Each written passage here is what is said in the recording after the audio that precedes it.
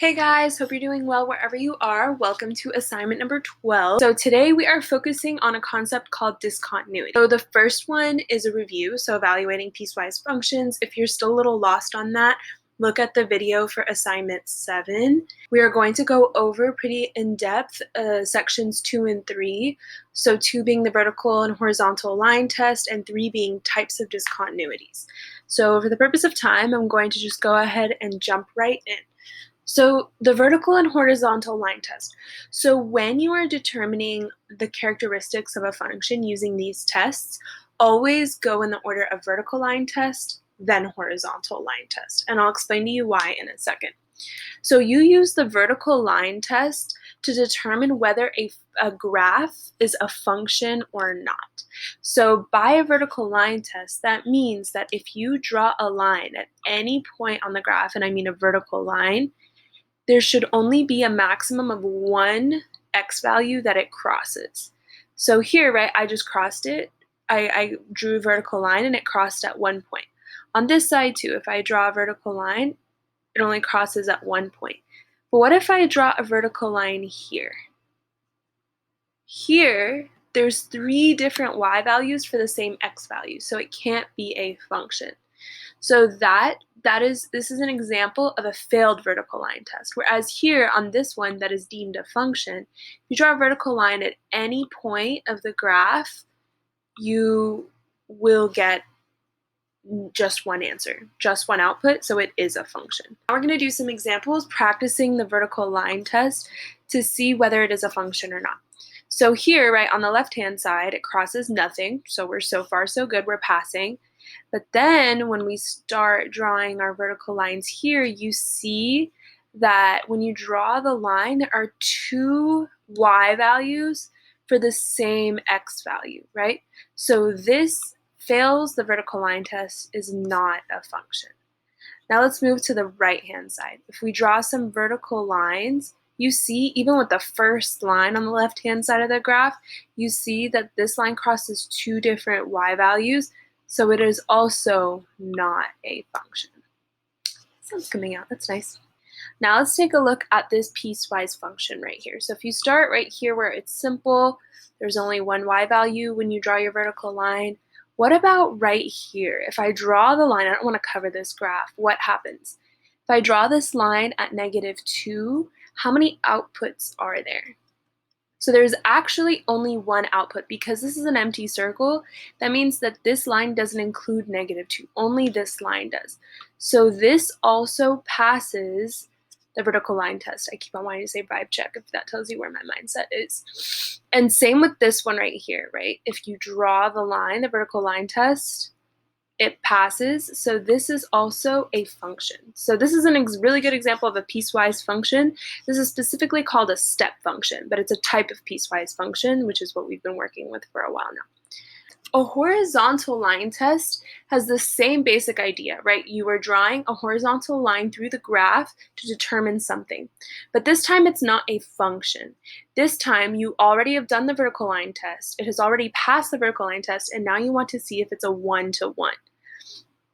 So when you draw a line, a horizontal line in this case, across a function that's already deemed a true function, right, crosses more than 2 x values, then it is not one-to-one. One-to-one means that for every piece of the domain, there's a single piece of the range that corresponds. Another word for one-to-one, right, one-to-one, meaning like 1 point for 1 point. Another word for it is invertible. This, because it passes the horizontal line test, it is a one-to-one function. This one, right, if you draw a horizontal line like it already did on here, it has 2 different x values, and so it can't be true. So now let's do some practice the same way we did the last ones. So first, you want to look at a function before you even decide whether it's one-to-one. You want to see if it's a function or not. So for this one, you see that if you draw a vertical line at any point, it only crosses 1 value. So it only crosses at 1 point, so it passes the vertical line test. Now let's see if it's one-to-one. So you use the horizontal line test to test it. So you're going to draw your horizontal line, and you see right here that there are multiple points that cross this one singular horizontal line. This is not a one-to-one function, right? Same with, let's look at B. So if we draw our horizontal line, we see that at any point, there's only one point of the function that it crosses. So this is a one-to-one function through and through. This one, the circular one here, we first want to be able to tell if it's a function or not. So we're going to do our vertical line test first, and we see straight up that it doesn't even pass the vertical line test. Therefore, it can't even be a one-to-one. Now, these are the types of problems that you are going to get on Delta Math. Today's work is going to be a lot of categorizing and being able to conceptually understand what they're saying, more so than actually doing a lot of calculations. So, you're going to use the process of elimination to solve these problems. So the first thing that you want to do is do the vertical line test. You're going to grab your pen, right, or pencil, and draw a vertical line and see if there's any point, 2 points that it crosses. It does not. So we know for sure that it is a function, so this can't be the correct answer choice. Now we want to do our horizontal line test. Now let's see, if we draw horizontal lines, is there more than one spot on the graph that it crosses? And no, you see that it only crosses at one point for every horizontal line you draw. It doesn't matter how many you draw, you start seeing that pattern. So it is a one-to-one and it is a function, so that is the correct answer. So here, the first thing you want to do, once again, is your vertical line test. If you do your vertical line test, you see that anywhere that you draw a vertical line, it only has 1 point of intersection. Now, so we know for sure that it is a function. Now we want to do our horizontal line test to see if it's a one-to-one function. So when you draw your horizontal line, you see the first line I drew that it crosses at 2 points, so it can't be one-to-one. So it is a function, but it is not a one-to-one function. So before we move into types of discontinuities, stop, wait a minute. We have to talk about limits first. On the PowerPoint, you see a kind of fancy wordy definition of what a limit is. I'm going to move on to a definition that kind of broke it down a little bit more. A limit tells us the y value that a function approaches as that function's input or x value gets closer and closer to a particular number. An example problem for a limit would be like, what is the limit for this function as x approaches 2? So if we were to look at this function and we want to see as x approaches 2, what is the limit? The two things that we have to analyze are the inputs and the outputs. So limit is directional. So you look at the approach from the left-hand side and the approach from the right-hand side. So we're looking at x equals 2. So might as well even draw a line, because this is where we're going to direct our attention, at x equals 2. Imagine that's a straight line. So now, as you approach positive 2, x equals 2 from the left-hand side, right, we want to find the y value. So what is this function approaching as we approach positive 2? What is the y value? You see that the y value from the left-hand side is -1, right? Now, let's look at the right-hand side. So as we approach the same x value from the right-hand side, what does it approach? What y value does it approach? It approaches -1 as well. So there is a limit for this function because both sides match. They both approach -1. So at x equals 2, the limit is -1. Now you can do this for many different problems.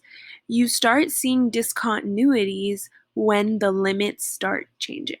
All right, so now let's talk about what kinds of discontinuities that we are going to see on this Delta Math assignment.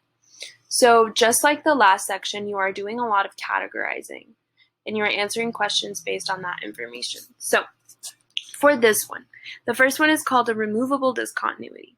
So a removable discontinuity occurs when the limit from the left equals the limit from the right, but the function value is either undefined or equals some other value. So that sounds very complicated, but to be very clear, a removable discontinuity, these are the two types of removable discontinuities. Another word for a removable discontinuity is a hole. And I remember when we were doing rational functions, we discussed what a hole is. So basically, if you see a hole, right, in this function, that's what makes it discontinuous. That's what keeps it from continuing on like a lot of the functions that you are used to. And so for this one, if you can easily fill the hole, and if you had filled this hole and it could keep on continuing, then it's a removable discontinuity, right? This one is a discontinuity because while it does continue, right, there's not a lapse in x values. This x value is at a different y. It's at a different y value, so it is a removable discontinuity. If you could easily remove it and move it here and fill in this hole and make it continuous again. Therefore, it's a removable discontinuity. Here's an example. So this is exactly what a delta math function would look like.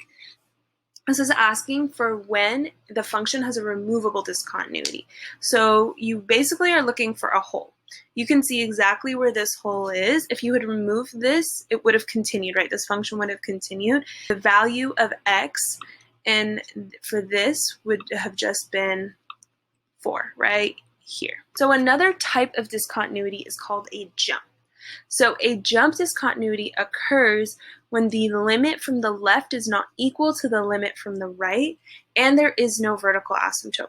So this is right here is an example of a jump. So notice how it is similar to a removable discontinuity, except for that if you look at the function from the left and the function from the right, they're approaching different y values, meaning that they have different limits, right? What we had discussed earlier. So let's look at an example of that. So here's an example of a delta math problem that you would get. So here you've got a mix of removable discontinuities and jumps. So I'm going to circle the ones that are removable discontinuities, and let's compare them with the jumps. With the jump examples, you see that while there is a big discontinuity here, and it looks like it could be a hole and you could fill it right back in, notice that when you approach this value, -6, for example, from the left-hand side, it's approaching y equals 1. But from the right-hand side, it's approaching y equals -3. That is a jump in y values. That's how you should remember it. So it's a jump discontinuity.